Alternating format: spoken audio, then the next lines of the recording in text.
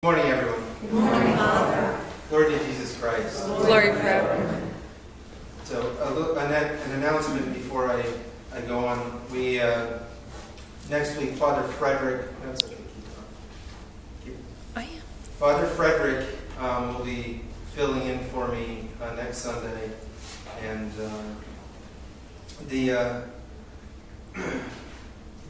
I'm taking vacation. By the way, which, some people say, a priest is never on vacation. Well, that's true. I don't take a vacation from being a priest, but I need a vacation from being a pastor.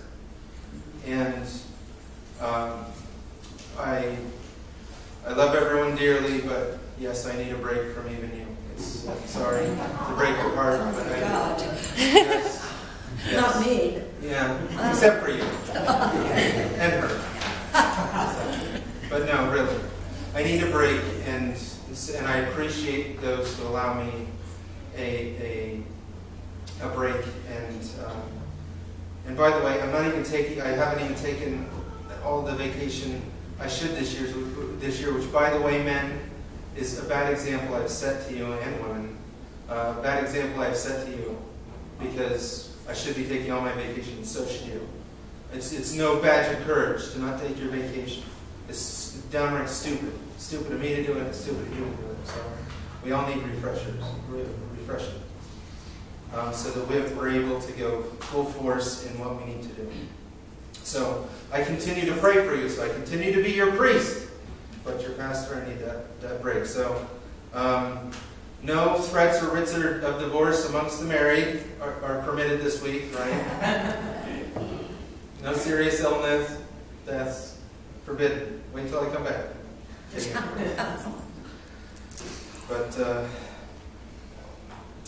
today we have, in the gospel, we have the story of a certain man gave a great supper and invited men, and sent his servant at supper time to say to those who were invited, "Come, for everything is now ready." But they all with one accord began to make excuses for not coming to the wedding supper. "I bought a piece of ground. I've got to go see it. I've got to check it out. Please have me excused." Another said, "I bought 5 yoke of oxen, and I'm going to test them. I need to be excused." The other one said, "I'm going to marry a wife. I'm going to be busy that week. I want to be excused, Lord." Now, what is the great supper that he's speaking of?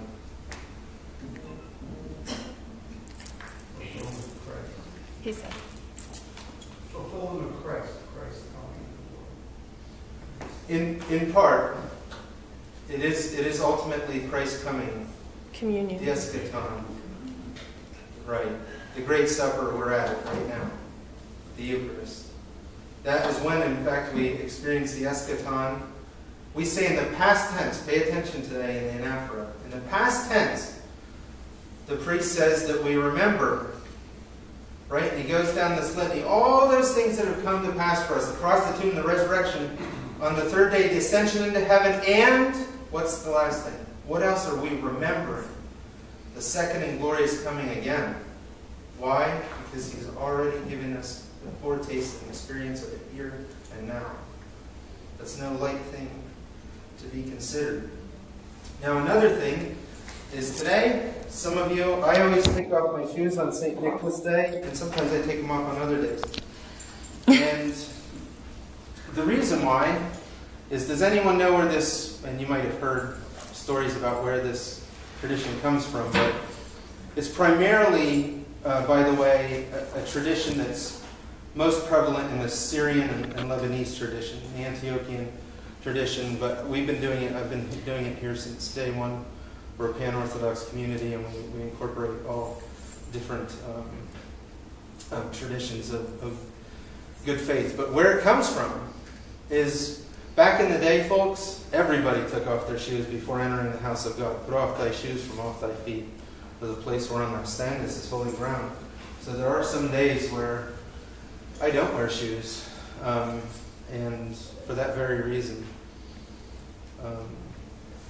And in memory as Moses before a burning bush, and I am standing before a burning bush.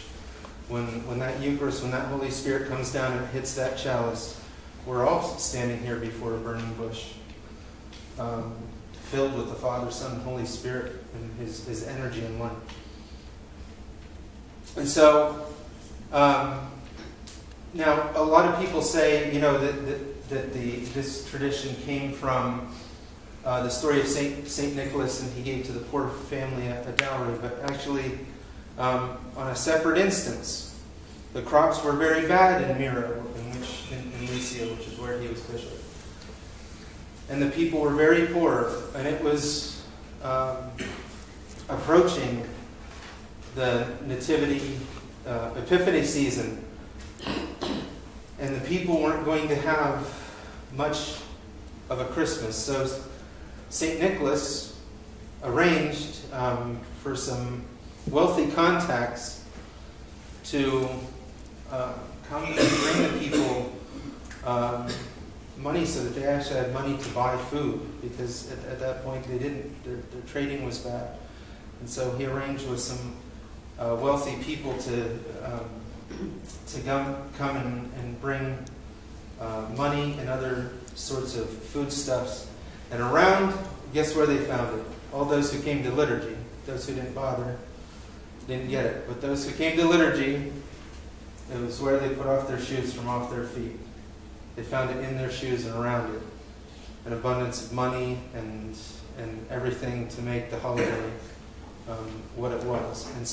And that's furthermore another reason why St. Nicholas is associated with Nativity, not just because of the proximity of his feast, but also for that very reason.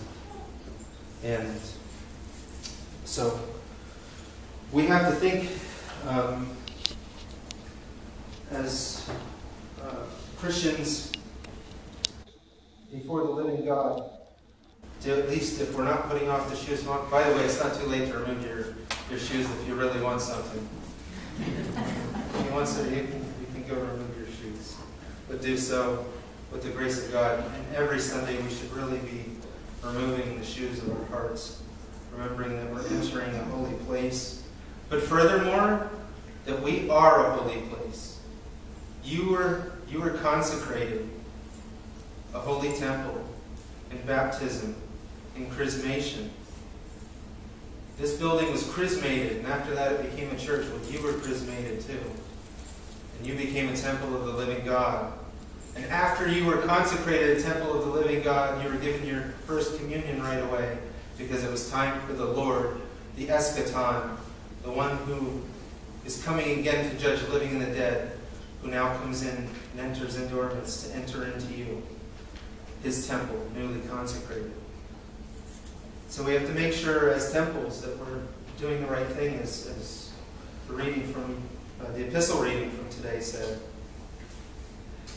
We have to avoid doing unchristian practices.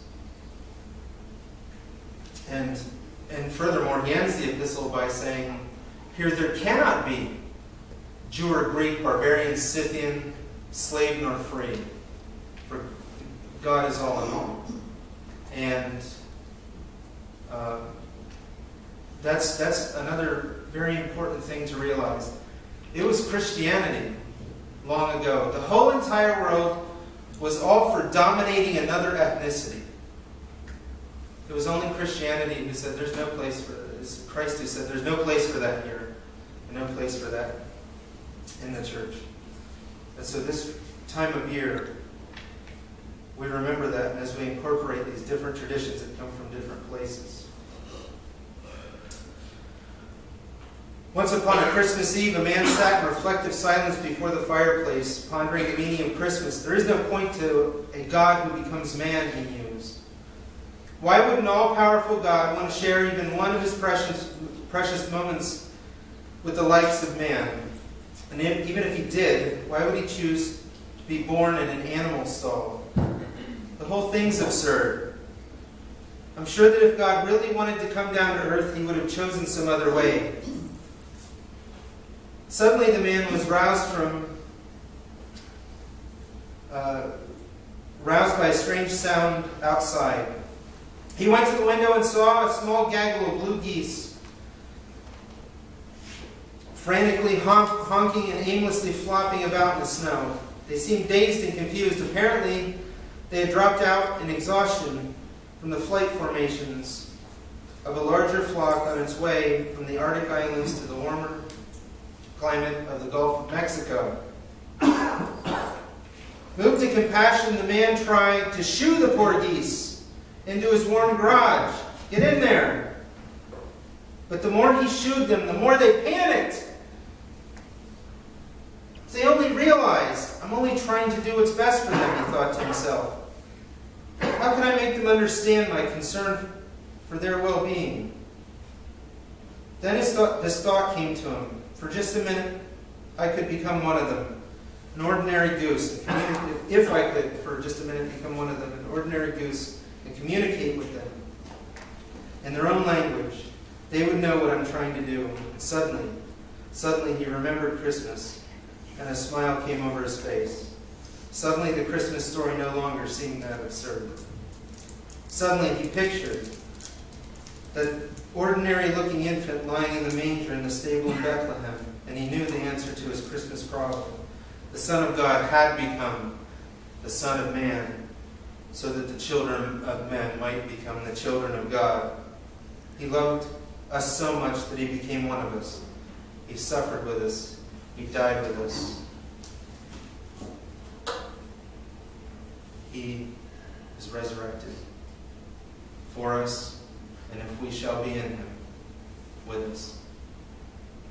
May the Lord keep us closer and closer, and may we appropriately make our hearts a proper manger for the Christ child who became us, so that we might become what he is by grace. In the name of the Father, and of the Son, and of the Holy Spirit.